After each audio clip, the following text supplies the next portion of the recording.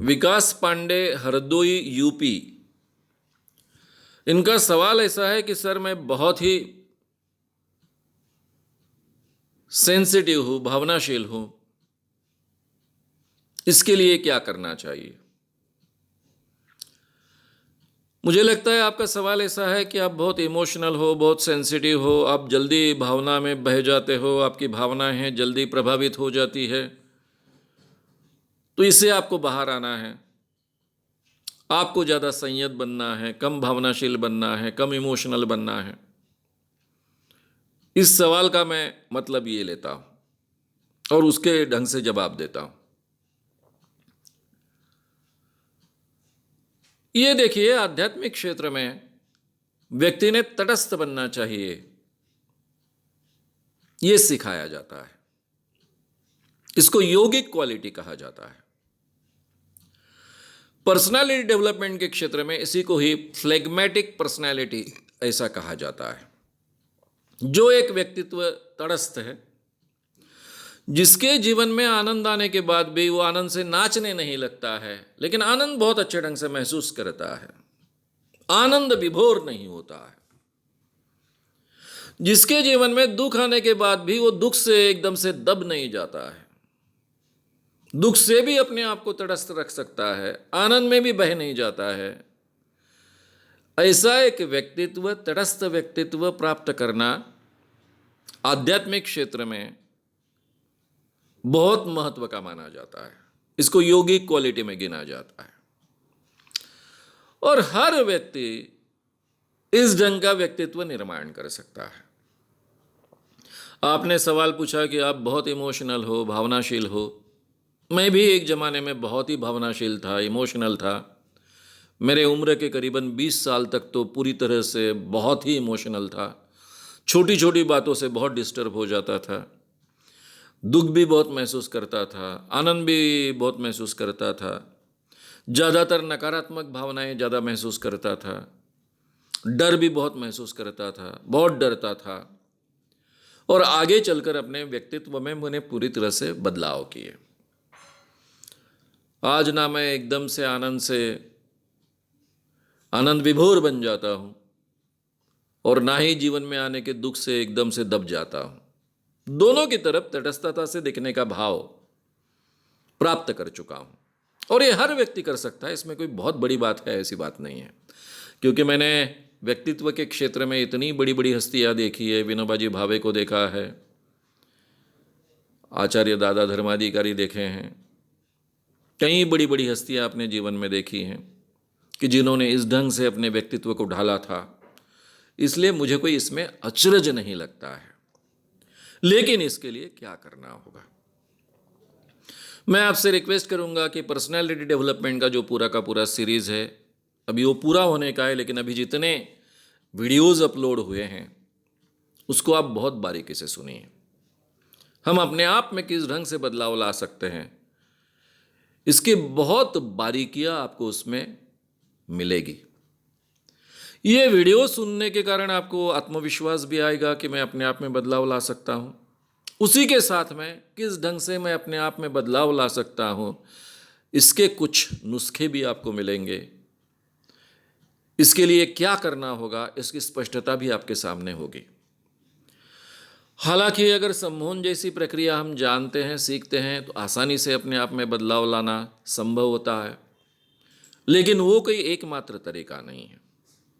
हम अपनी जगह रहकर, जिस अवस्था में हैं उस अवस्था में रहकर भी अपने आप को बार बार समझा कर, जिसको हम सेल्फ टॉक करना कहते हैं, इसके जरिए भी अपने आप में हम बदलाव ला सकते हैं। जैसे किसी ने कुछ तो भी बोल दिया, आपको बुरा लगा, मन में बार बार आ रहा है कि उसने मुझे ऐसा बोला, मेरा अपमान किया, मुझे बहुत बुरा लगा,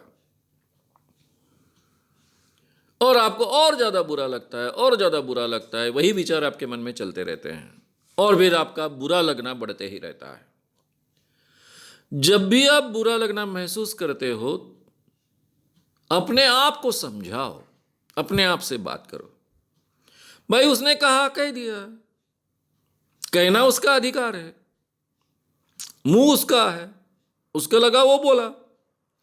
हर व्यक्ति कोई समझबूझकर तो बोलता नहीं है। कुछ लोग तो मुंह में आया वो बोल देते हैं। अब वो जो कह रहा है उसमें कोई तथ्य है क्या?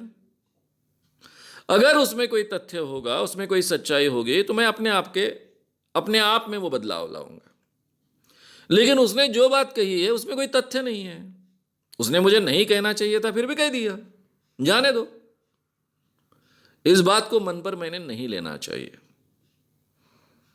इसलिए ये बात तो मैंने सुनी, लेकिन मेरे मन पर उसका कोई प्रभाव नहीं होगा। फिर थोड़ी देर बाद आपके मन में वही विचार आता है, फिर आपको वैसा ही बुरा लगता है। फिर आपको समझाना पड़ेगा, भाई बुरा मानने से कुछ होने वाला है क्या? मेरा भला होने वाला है क्या? भाई मन ही मन उसको गाली दे रहा हूं तो उसका कोई नुकसान होने वाला है क्या? मैं मन ही मन उसको गाली दे रहा हूं, उसके बारे में बार बार सोच रहा हूं, इससे तो मेरा ही नुकसान हो रहा है। तो मैं उसके बारे में सोचना छोड़ देता हूं। रास्ते में कई कुत्ते होते हैं, भौंकते हैं, तो हम सीखते हैं ना, भौंकने वाले कुत्तों की तरफ ध्यान न देने। वो सीखते हैं, इसीलिए जीवन में जी पाते हैं। तो वैसा ये इंसान कुछ बोलता है तो उसके तरफ मैंने ध्यान नहीं देना चाहिए। उसने जो कहा है उसका बुरा भी नहीं मानना चाहिए। ठीक है, उसने कह दिया, उसकी बात है, उससे मेरा कोई संबंध नहीं है। यानी उसने जो कही बात है उससे मेरा कोई संबंध नहीं है। इस बात का मुझ पर कोई परिणाम नहीं हो रहा है। मैं आनंदित हूँ, फ्रेश हूँ, उत्साहित हूँ, अपने काम में लगा हूँ, अपने काम में लग रहा हूँ। ये आपको बार बार समझाना पड़ेगा। इसी ढंग से हर चीज के बारे में, कभी गुस्सा आया, आपको इसी ढंग से अपने आप से बात करनी पड़ेगी कि मुझे गुस्सा आकर क्या फायदा है? गुस्सा आने से कुछ सवाल हल होता है क्या? इसी सवाल को बगैर गुस्सा आए इस ढंग से मैंने हैंडल करना चाहिए।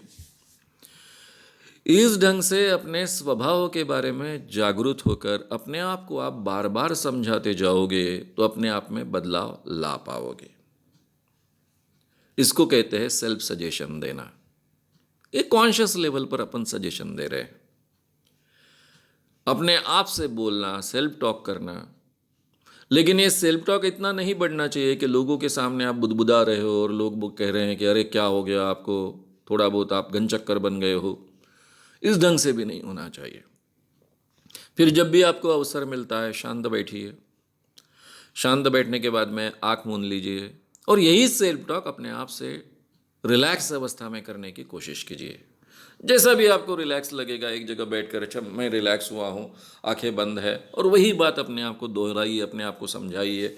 और मैं हमेशा आनंदित रहता हूँ, हमेशा संतुलित रहता हूँ, मैं गुस्सा न करते हुए जीना सीखता हूँ, किसी ने कुछ कहा तो भी बुरा न मानते हुए अपने जीवन में सीखता हूँ, या फिर उसी ढंग से मेरा व्यक्तित्व बन रहा है। इस ढंग से अपने आप से बात कीजिए, धीरे धीरे आप में बदलाव आएंगे। अभी ये पर्सनालिटी डेवलपमेंट के जो प्रोसेस हैं उसमें कि एक रिलैक्सेशन प्रोसेस मैंने अपलोड की है।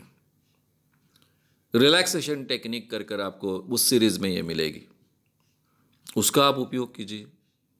सिंपल रिलैक्सेशन है, फिजिकल रिलैक्सेशन है, उसको दिन में 2 बार 3 बार उपयोग कीजिए। उसमें जो आधे मिनट के गैप है, उस आधे मिनट के गैप में ये सजेशन अपने आप को दीजिए कि मैं हमेशा रिलैक्स रहता हूँ, गुस्सा न करते हुए हमेशा रिलैक्स रहता हूँ। या फिर बुरा लगता है कोई तो हमेशा किसी ने कुछ कहा तो मुझे बुरा न लगते हुए मैं हमेशा आनंदित रहता हूँ, रिलैक्स रहता हूँ। इस ढंग के जो सूझेंगे उस ढंग के आप सजेशन अपने आप को दीजिए, तो ये सजेशन के भी बहुत अच्छे परिणाम आपको मिलेंगे।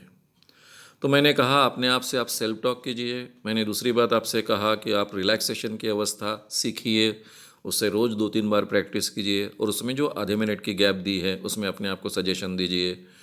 और सबसे पहले हमको निश्चय करना होता है कि मैं अपने ये बदलाव अपने जीवन में लाऊंगा, ये ठान लेना होता है, और उस ढंग से अपने जीवन में परिवर्तन लाने का प्रयास करना होता है।